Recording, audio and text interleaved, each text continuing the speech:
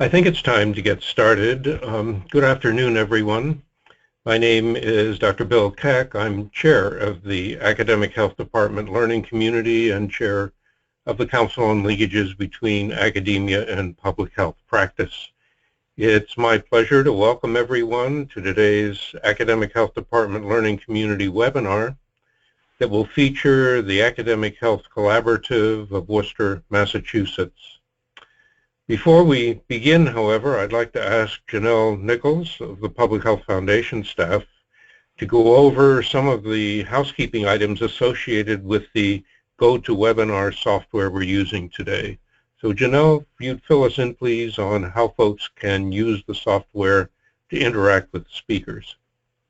Sure. Thank you, Bill. As some of you may have heard, as you join the meeting, attendees have actually joined muted. But if you have called in and used your phone, please choose the telephone option on your control panel. It should be on the right hand of your screen, and enter your audio PIN, which is found in the audio panel. It should be near the top of your control panel.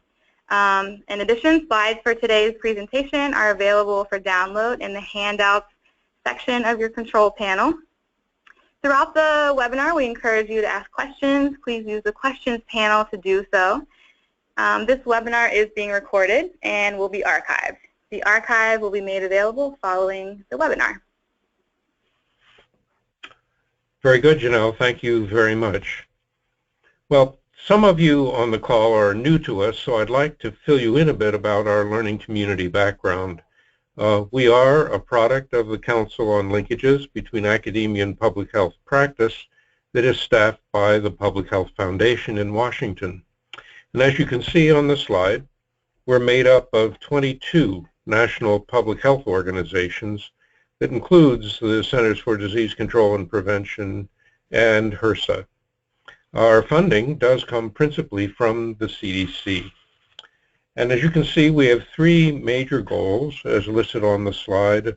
All of them are related to linking academia and practice in one way or another. If we go to the next slide then, the Council on Linkages may be best known for its work to develop competencies for public health workers. But the Academic Health Department Learning Community is one of our newer efforts. It is now, I believe, in its 6th year and has around 700 members at last count. And our activities are noted in the bullet points on this slide. So if you are not a member and wish to join, we'll have information for you at the end of the session so that you can move ahead with that process if you'd like. Let me introduce today's speakers then. We have with us three folks from the Worcester, Massachusetts Division of Public Health. We have Karen Clark, the director, Zach Dyer, the deputy director, and Cassandra Anderson, the manager of strategic partnerships. So folks, I'm happy to turn the session over to you and ask you to please move ahead.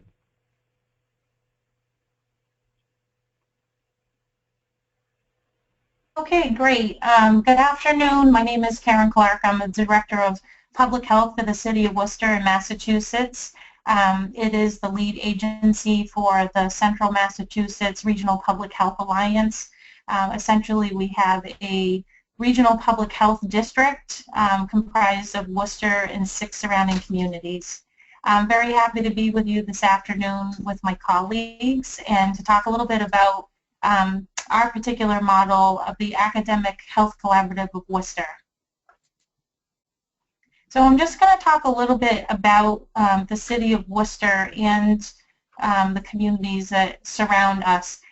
Worcester is very much an old mill town, if you will.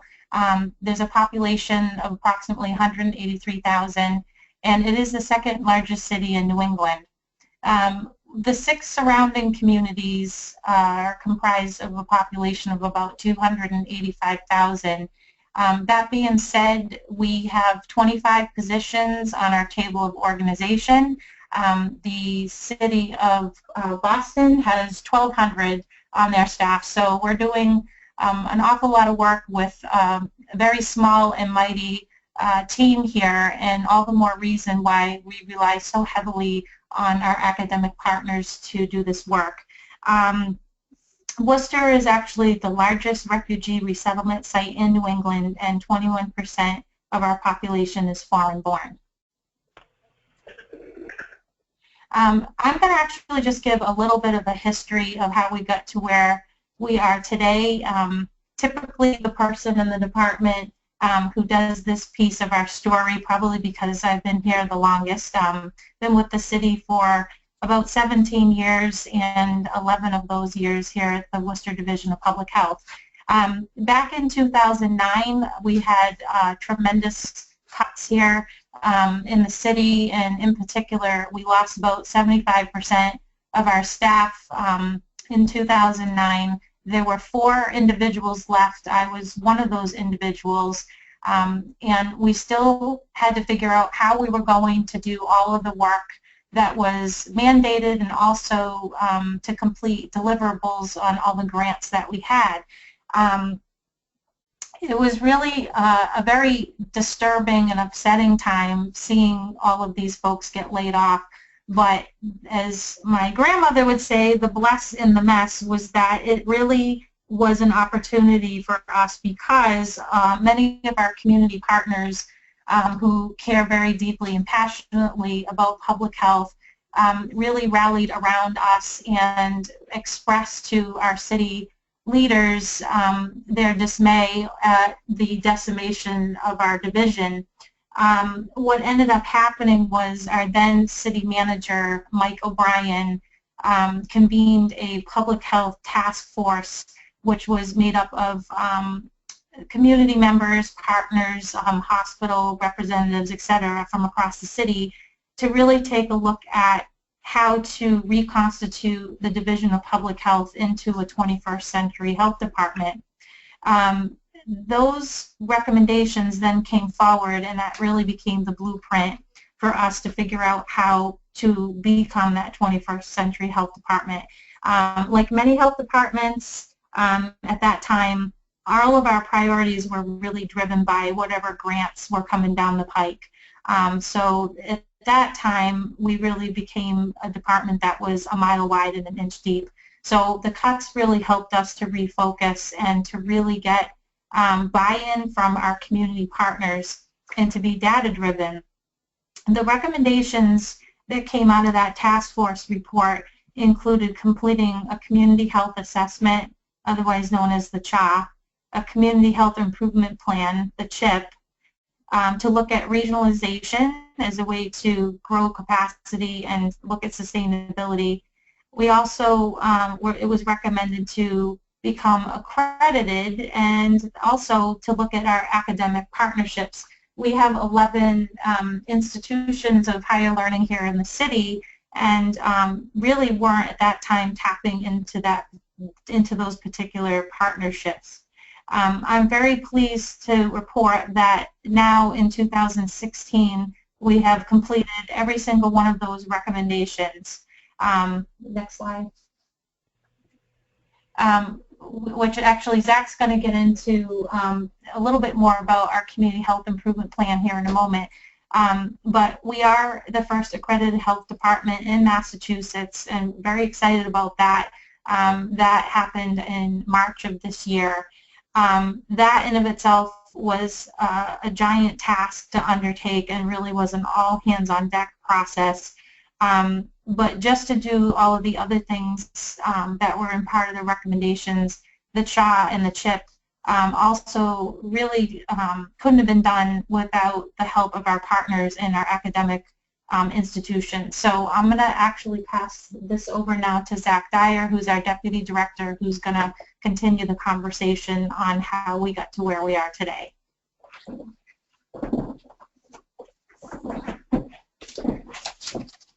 Thanks, Karen. So in 2012, we actually completed our first community health assessment and community health improvement plan, and our 2012 CHIP had 21 objectives and 80 different strategies, all organized under 5 domains. And the domains were, and we did a CHIP for the reasons that everyone did a CHIP, to prioritize the work that we were doing and really focus. resources, but even doing that, we ended up with 5 domains that were pretty broad. And the first time we had done this, we looked at the strategies and sort of said, okay, we have a community health staff of 3 people. When this started, how are we going to get all this done? And that really drove a conversation for, well, how do we really leverage these academic partnerships that we have in a more formal way? I think our partnerships, particularly with 2 academic institutions in the city, were long-lasting, and but were really sort of piecemeal. That there was a project that came up, and we would reach out to faculty that we worked closely with and figure out how we could work through something. But the 2012 CHIP really forced us to think about how we can do that in a more formal way, in a more strategic way. So what we did around 2013 was call together representatives from all the different schools in the city and in the region and talk about what a more formal partnership would look like. From those conversations, it became very clear that it was not sort of the easy, everyone just sign on to this process that we thought it would be. So we started with a single partner, and that was Clark University and their Mazikowski Institute.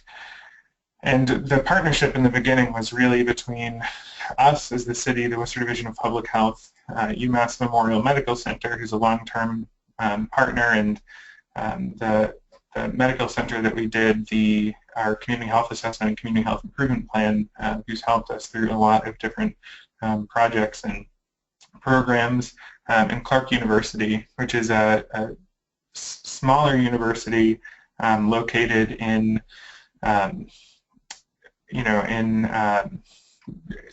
really the core of the city, and has a history of being connected to that part of the city and to doing a lot of work that's connected to the city in general. So we started this partnership, and we're calling it, at the time, we switched back and forth between calling it the Academic Health Department and the Center for Public Health Practice.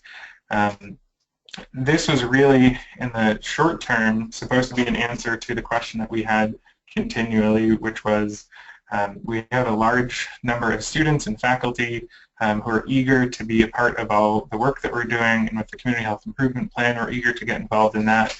But that was turning out to look like a number of individual internships, and we got, at some point, probably a few internship requests every week. And it just seemed like it was not thoughtful. Our process wasn't particularly intentional, and we needed to think through that better. So Clark was the first academic partner that really stepped up to work through this with us, committed some financial resources so that we could hire a coordinator between funded half by Clark and half by the city to start working through this and think through, just to begin, through what a thoughtful and purposeful internship program would look like here. Though we've had interns at the health department for probably a decade, making sure that the needs of the department and the interests of our academic partners are being met was something that needed to take a lot of thought. So since that partnership began really in late 2013, early 2014, the partnership has grown, and we've changed our name. So we are now the Academic Health Collaborative of Worcester, and we have 3 academic partners around the table. It'll be Clark University, and that work is centered through their Mazikowski Institute for Public Enterprise, Worcester State University, and UMass Medical School. We're continuing with the partnership between the health department and UMass Memorial Healthcare and the medical center. Every institution is a little different. They have different degree programs. They have different interests in their faculty, and it's been for a couple of years now that we've been working through this model with the current partners and trying to figure out exactly how it works and how to engage faculty in the work that we're doing. But we have seen success around a number of different programs and projects that we have. Something to note is that UMass Medical School does offer an MPH, a Master's in Public Health. Worcester State has a public health undergrad program. None of them are explicitly schools of public health. And in looking at the research and looking at other models across the country, saw that typically we were seeing partnerships between health departments and schools of public health.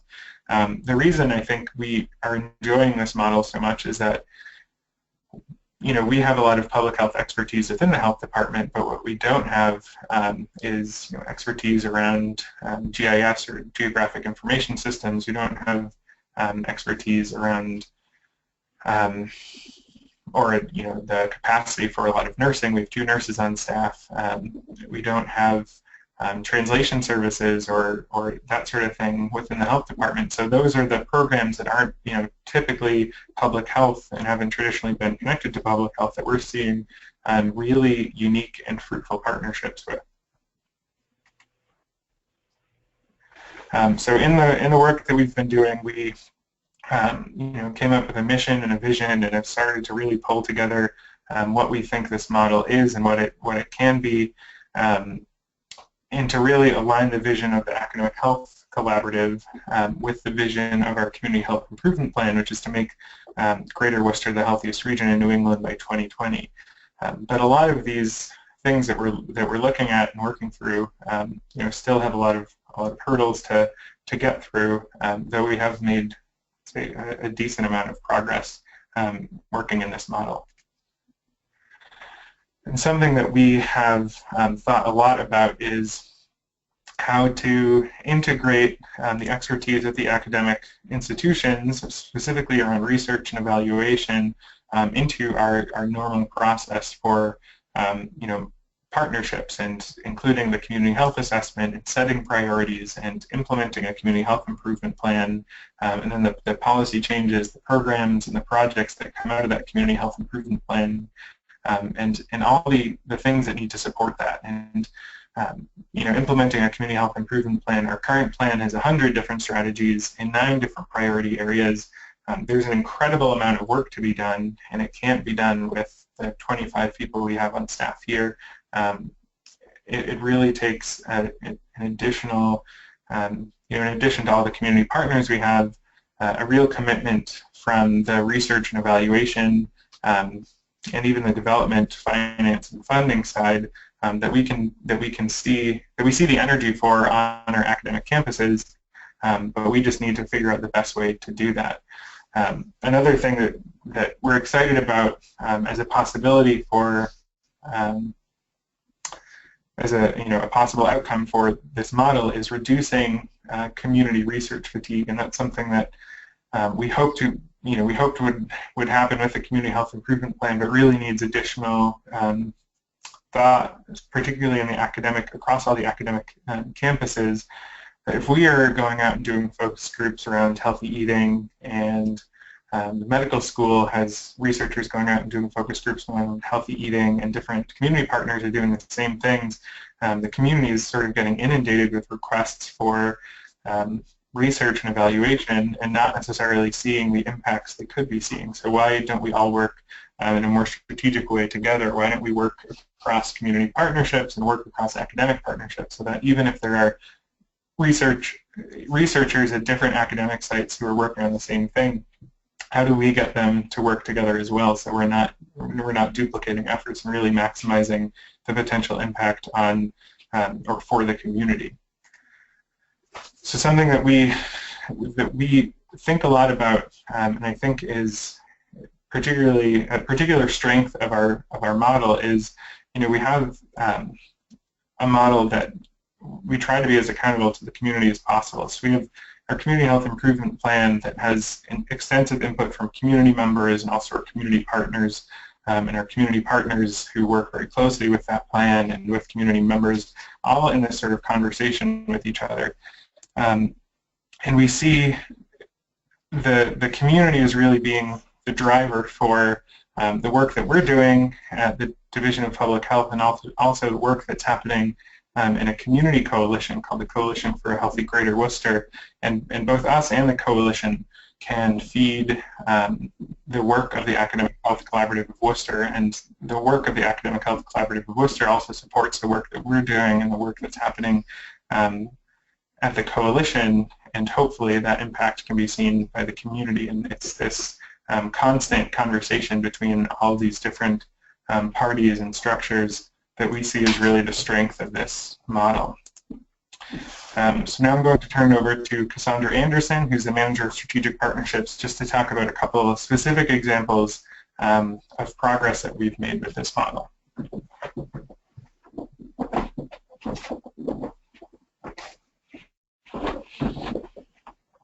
Thank you, Zach. So some of the programs that we've had here that have worked with the university are the Hope Coalition's I'm About This Life campaign and the tobacco policy reform initiatives that we've worked on. Hope Coalition is a coalition in Worcester that is a youth empowerment and engagement coalition, and it is directed by Professor Dr. Lori Ross of Clark University, and she brings in students to work with the youth in the coalition and assist with different initiatives. And they've worked with us very closely over the years on a number of different substance abuse prevention initiatives. One of them was I'm About This Life. I'm About This Life is a social norms campaign for youth that focuses on the positive behaviors that youth engage in instead of risky behaviors such as substance use. And the tobacco policy reform that we did with Hope Coalition was also really led by the youth and what they felt were the most important policy initiatives to take on when it came to tobacco in the community and what they were seeing. So really what our university partners provide is expertise in program development and evidence-based prevention campaigns while assisting us with tracking and evaluating the implementation. So, you know, the example of this from the I'm About This Life campaign, which was implemented over 3 years with the assistance of students from UMass Medical School and Clark University, is, you know, during that time, under the direction of our staff and the professors, students assisted in so many different ways. They helped us with youth surveys, with focus groups to determine what needed to be in the campaign. They helped us with training the program staff at the youth programs. They assisted with the message development for the campaign. And the student interns helped to implement the campaign messages at the youth program sites and the program activities and development of the curriculum around that and training the staff to use that curriculum at the sites so that there was, over the 3 years, a development of a really full campaign that we were able to evaluate and show that it had changed the perceptions of the youth that were exposed to the campaign and what they accepted as behavior that their peers would be engaging in. So we also worked with the Hope Coalition and the students on the tobacco policy reform. The students collected data and produced educational materials for policymakers. This helped us to educate the policymakers, and they actually made changes to local policies around tobacco. So some of the things that they did, which were, you know, at the time, Worcester was the first city to make it illegal for pharmacies to sell tobacco.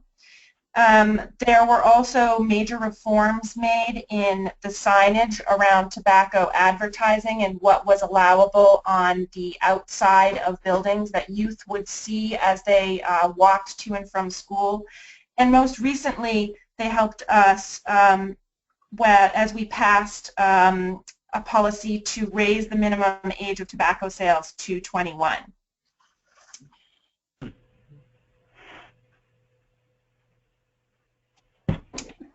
So next I'm going to be talking about some of the work that they've done with us around healthy food and physical activity.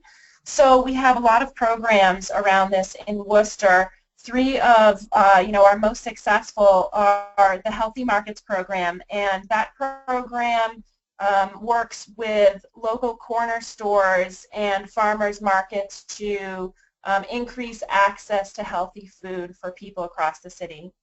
Recreation Worcester is a program for children in elementary school, which allows them access to free recreational activities in the parks with also education and in nutrition and physical activity, and then also classes in swimming.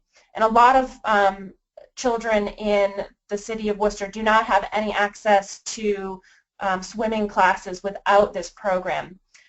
Another program is Safe Routes to School, which works with schools to understand better how students are getting to school and whether they are taking the safest routes, and can they increase the number of students that are walking to school and doing physical activity versus getting bused or driven to school.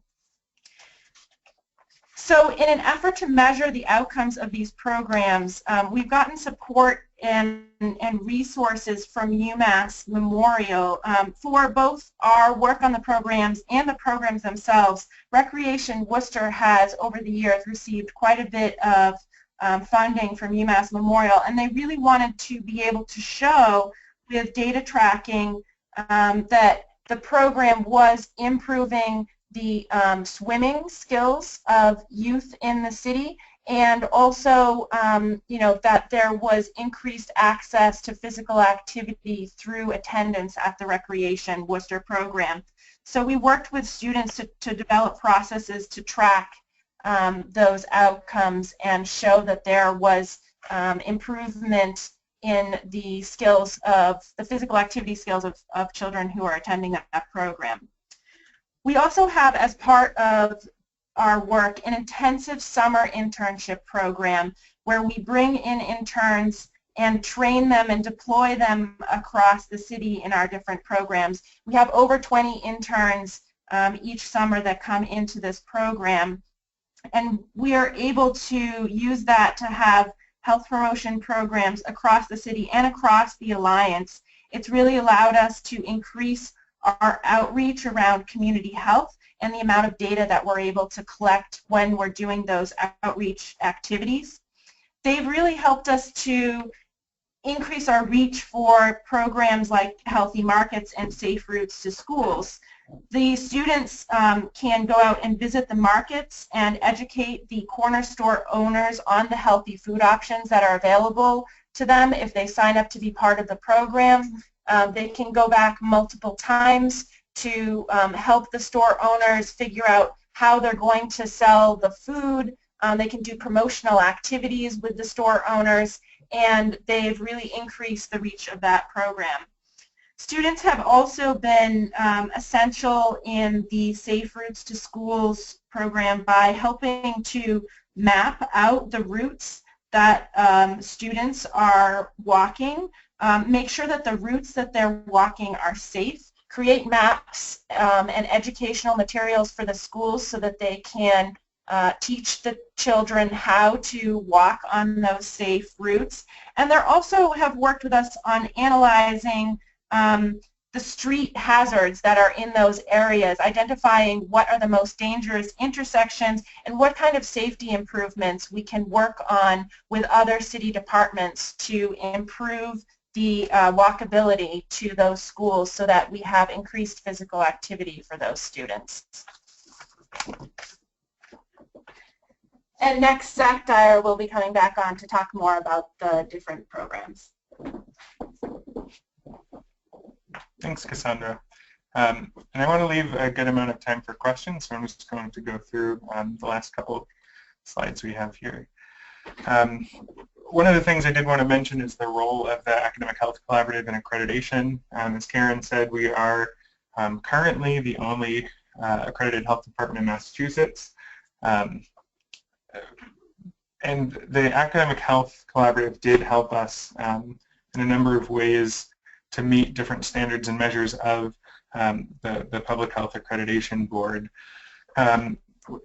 Around different areas of research protocol and community participation, we used examples of work that, or the MOUs that we have with different academic institutions. Some student and faculty projects were included as examples of standards and measures, including one, a significant one, which is the Worcester Community Mental Health Needs Assessment. It was done by 2 professors at Clark and a few of their students. And some of the improvements that we've made since becoming accredited that were recommendations from the Public Health Accreditation Board, we are working through, and it's being thought through with academic and faculty partners. Some of the challenges that we've seen implementing this model are challenges I'm sure everyone who's done this has seen. One of the biggest ones is the discussion of intellectual property versus public domain. As a public entity, everything that we do is public and public record, so we had to sort of navigate that with the faculty and academia, and the desire to publish on work that's been done. That's something that we have worked through in a couple of cases. Another issue is that because we're working with we're working with a hospital system, we're working with 3 large academic institutions. They're large systems and have different priorities, and it has occasionally been difficult to navigate those, particularly because faculty, which is the last point, there are so many faculty with different interests and expertise and want to do certain things or have been doing certain things for so long that it's not all kind of neatly tied in a bow when we do sign an MOU. There's a lot of work that needs to happen after that to engage faculty and see where they are and what their level of interest and expertise is. And the last thing I wanted to say is kind of where we are now and how we're moving forward. We just got a fairly significant capacity building and strategic planning grant from a local foundation, the Fairlawn Foundation. And as part of that, we have is an 18-month planning process that have a few specific goals, one of which is to standardize all our protocols and our MOUs with our current academic partners, because each of them is a little different, and we want to at least standardize what our process is for those. Including funding sustainability for our coordinator position. That position is still currently funded half by Clark and half by the City of Worcester, and we want to see how all the academic institutions who are on the table can contribute resources to this model in different ways. And as part of that, we're looking to double the number of academic partners. We have, as Karen said, 11 academic institutions in the region. And we want to see, there's been a lot of interest from those other academic partners who aren't part of the model right now become involved.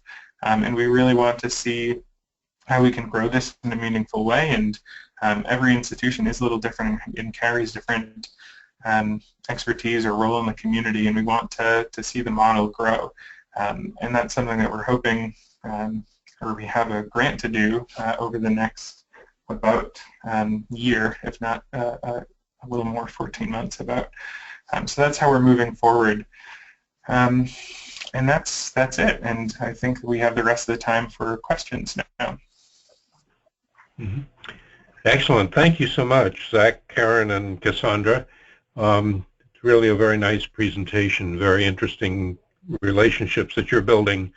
Janelle, let me ask you if you would to come back perhaps and go through the housekeeping issues associated with submitting questions. We have a number of people with us who weren't here when you did that at the beginning of the session. Yeah, absolutely.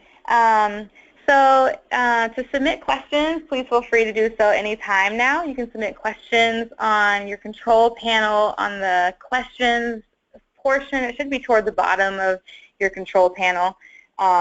And we'll get those questions, and then we'll read those aloud, and our awesome presenters can answer them. Also, feel free, if you're on the phone, if you've dialed in, you'd prefer to read your question or voice your question aloud, I can unmute you if you like. You can just raise your hand. There's a feature to raise your hand. It should be kind of on the left side, kind of hard to explain, sorry. You can raise your hand, I can unmute you, and you can read your question aloud that way as well.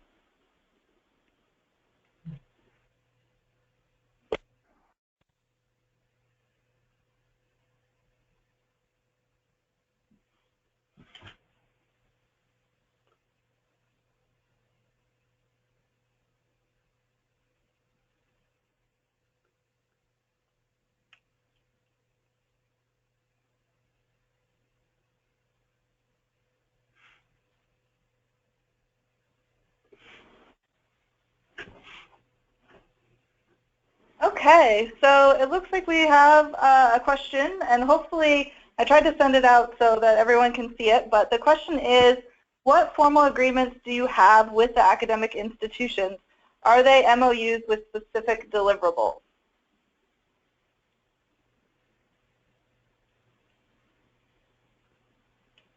Sure. Yeah, we do have we have 3 formal agreements. We have 3 MOUs with our 3 academic partners, so Clark University, UMass Medical School, and Worcester State University. The MOUs are don't have specific deliverables exactly. They have they're sort of relational, so they explain what our relationship is. It talks a little bit about how projects work, and that we'll have an academic health coordinator, but don't have any specific deliverables. That's something that we're looking to have and when we rethink them in this sort of 18-month planning process that we have, to not necessarily have deliverables, but have commitments from our different academic partners. Yeah, Zach, this is Bill CAC. I wonder, as you develop these formal memoranda of understanding or contractual relationships, if you'd be willing to share them with us. The learning community through the Public Health Foundation website does have a variety of tools available, and one of the things we like to do is to make available examples of these kinds of formal agreements that others can use to craft agreements that are specific for their own environment. Yeah, we'd definitely be happy to share those with everyone, and if they're, we're going through this process of standardizing them and rethinking them, we'd happy to share them after. But if there are other people who have examples of that, of those, then we would be happy to. We'd love to be able to take a look at those as well. Mm-hmm. Excellent, thank you.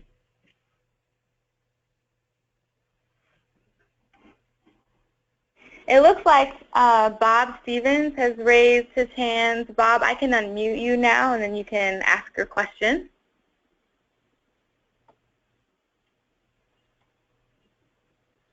And Bob, you are now unmuted.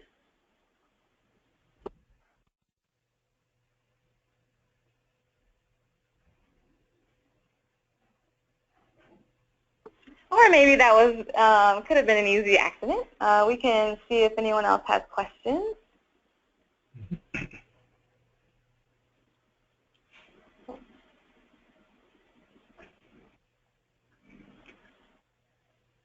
Well, this is Bill CAC. I might ask one while we're waiting. I wonder if you could tell us a little bit about the relationships you have with students, and what kinds of responsibilities you have, and how formal those relationships are.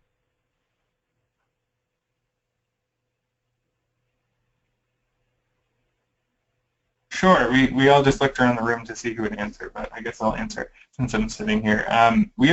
Because we have such different academic institutions, we have students from sort of all different programs and all different sets of skills. So we have undergrad students, we have graduate students, we have medical students, doctorate of nursing students, students. We have actually had a few high school students through one of our programs, or a couple of our programs. So it really depends on the student and the faculty involvement.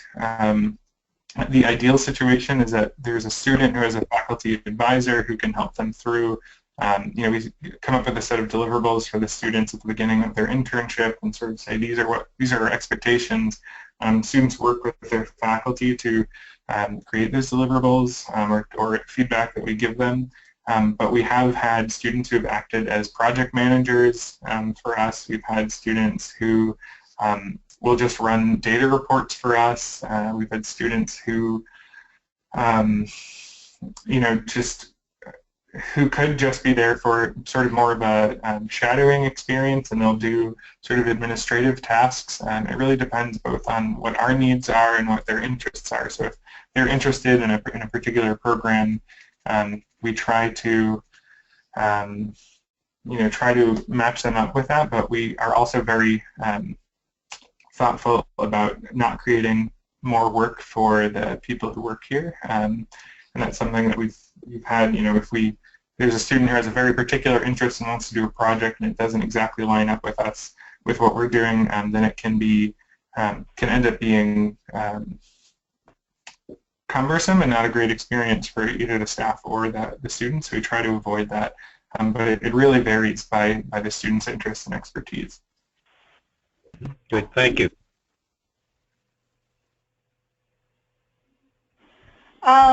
And it looks like we've got Bob's question here, and he asks, what are the 3 or 4 job responsibilities of the partnership coordinator?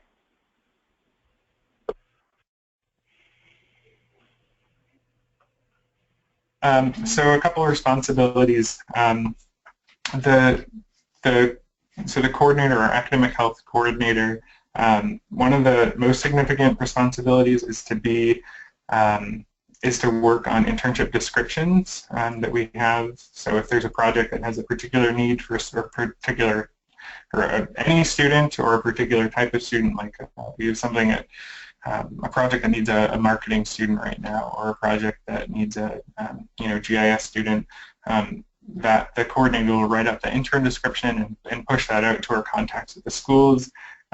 There's also an advisory committee for the Academic Health Collaborative, or a steering committee, and that the coordinator is responsible for organizing those meetings and making sure that we're moving through that process.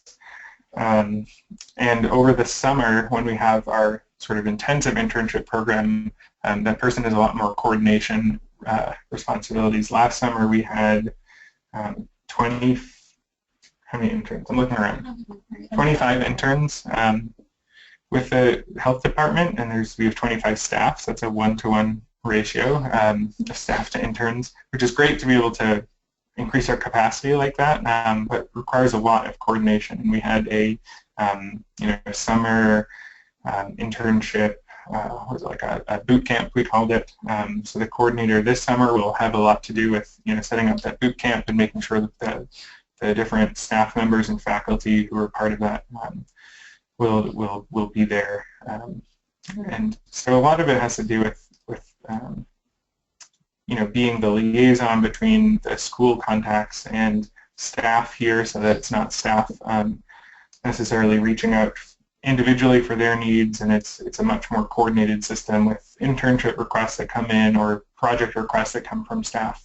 So sort of being that person to connect all the dots.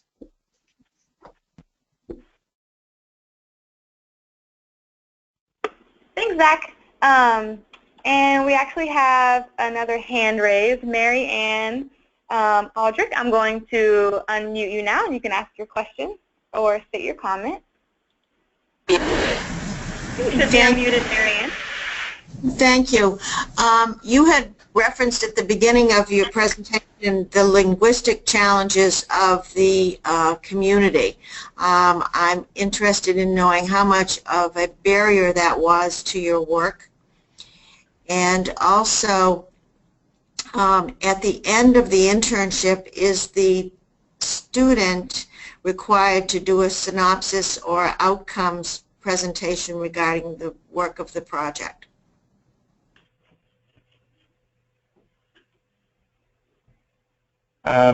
So I think, and you can correct me if I'm wrong, I think the first question was about the challenges we have in terms of linguistic diversity in the city.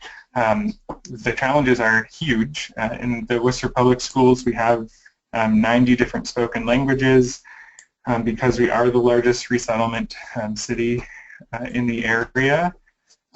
Because Worcester is so affordable, so that's a huge issue. And our staff, even the most diverse staff we could have, would never be able to speak 90 different languages.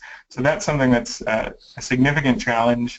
And when we do things like the community health assessment, or we really want to get as diverse a group of participants and respondents to our surveys and focus groups and things like that, it's really important to be able to reach out to those populations, or for our information to be accessible to all populations. So that is a significant challenge, and something that we have had some projects with the Academic Health Collaborative, with our particularly Worcester State University, to do some translation work through their foreign language departments, but we'd really like to see a lot more of that. And the second question was if we have at the end of our internships any sort of closeout, or what happens at the end of the internships.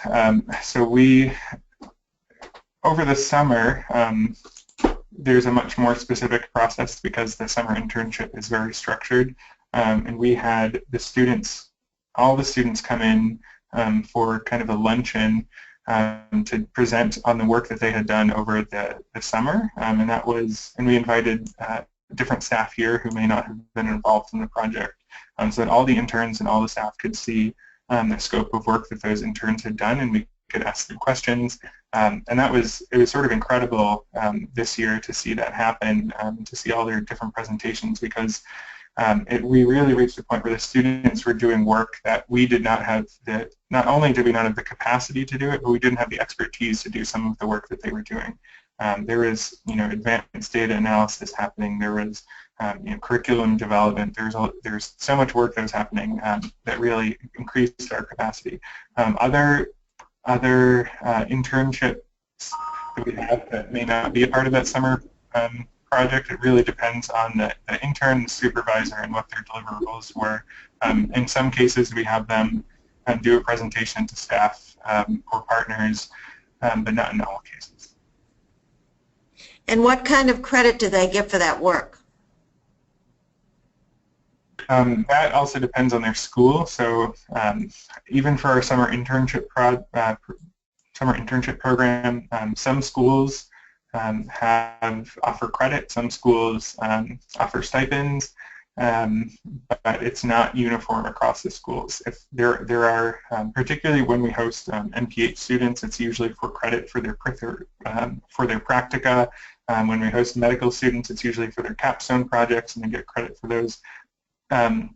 We have had, in a number of cases, some of the students use the work that they've done, particularly if it's research, that gets added to their CV, or they move on to use it in their thesis. We've had a couple students who've been very involved in the work that we've done who end up using that as their thesis project.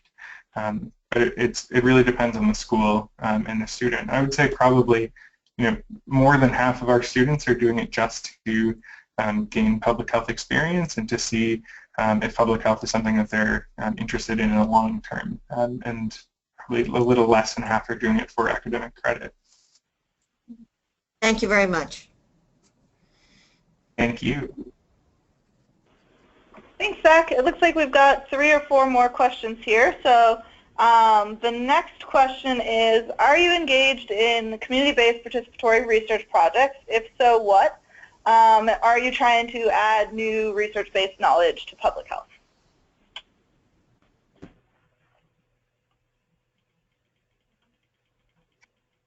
Hi, this is Cassandra. Yeah, we are engaged in community-based participatory research projects. that's actually really how we got into a lot of this in the first place, was being engaged with professors from the different universities who wanted to do community-based participatory research and approached us and said, you know, would you be a site that we can work with on this, or would you provide your expertise in working with the community to do this? So it really has been at the base of how we developed our thoughts around having an academic health collaborative to begin with, and we are focused as well as on bringing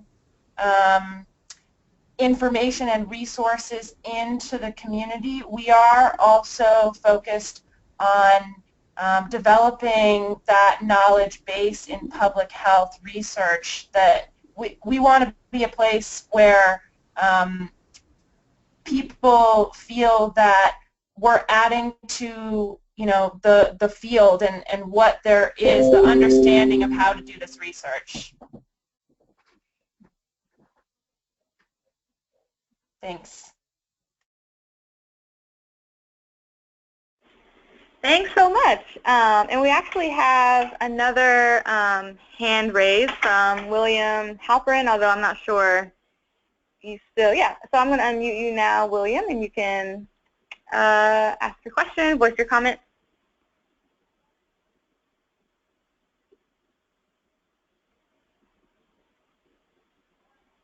William, are you able to, I think we've got you unmuted now, so you can go ahead and speak. All right, maybe I think we have other questions, so we can head to those. All right.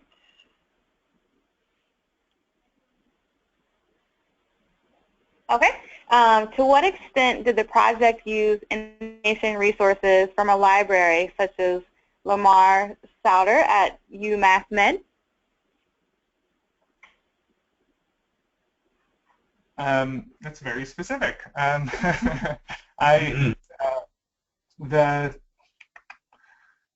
can tell you all our, I'm going to answer this in two different ways. So all our students that come to us have, I think one of the benefits is that they come with certain access to resources at their academic institutions. Most of those academic institutions allow staff to use those resources as well. And that's something that we sort of thought through when we were doing the MOUs, and that's definitely a benefit to that. If any of our staff need to use the medical school library, we have a process in place for being able to get access, which is great. And then particularly with Clark University, because our summer internship program is actually based out of Clark, a lot of the students who, whether they're from Clark or not, get access to some of their resources and actually work out of their library.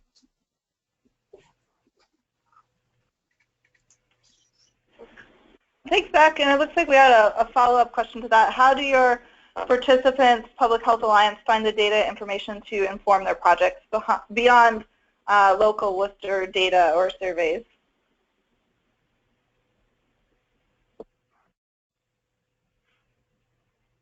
So I think that is one of the great benefits to having a model like we have, where our community health assessment collects so much data, both local data, survey data, but also pulls data down from the state health department, so we can get hospitalization data, mortality data, that sort of thing, and then all of that becomes available to all of our partners, our community partners and our academic partners, and it becomes available. If there's a project like the community mental health needs assessment that I talked about during the slides, those interviews that were done and some of the data that was pulled is then available for anyone who wants to use them. Of course, de-identified and compliant with the IRB application, but because we are a public entity, it's sort of nice that it opens up data for not just our academic partners, but our community partners who are actually doing a lot of the public health work as well. Great, thank you. And it looks like we have probably, I'm assuming this will be the last question for this afternoon because we're almost at time, but a really quick, do you get undergraduate or graduate students? We have undergraduate and graduate students and medical students, nursing students. It really runs the gamut, and high school students in some cases. Great, thank you. And I will turn it back over now to Bill just to wrap things up. All right, thank you very much, and thank you really again to our participants. That's a really stunning example of what you can do in tough times through collaboration to really begin to meet your mission. So thank you so much. We hope that hearing about what this relatively small health department's been able to do has been informative to those of you on the call. So once again, thank you for joining us and thank them for their participation. For those of you who may have questions about how to begin or develop academic practice partnerships in your own community, you may find our mentorship program of interest. If you have knowledge and experiences you're willing to share, please consider signing up with us as a mentor. If you'd like some assistance, don't hesitate to check with us about becoming a mentee or using our listserv to make inquiries of academic health department learning community members. There are a lot of folks out there with a lot of different experiences, and we're finding increasingly that people are able to tap into that reservoir of experience and information to their own benefit. And on the last slide, then, we show you the information you need to stay connected with us. If you want to join the Learning Community Listserv, let Kathleen Amos know at the email address you see there. We do have a regular Council on Linkages update that comes electronically. If you have not received it but would like to, please let us know. And you can follow it there on the website address seen on the slide, and also the Public Health Foundation electronic news at that website.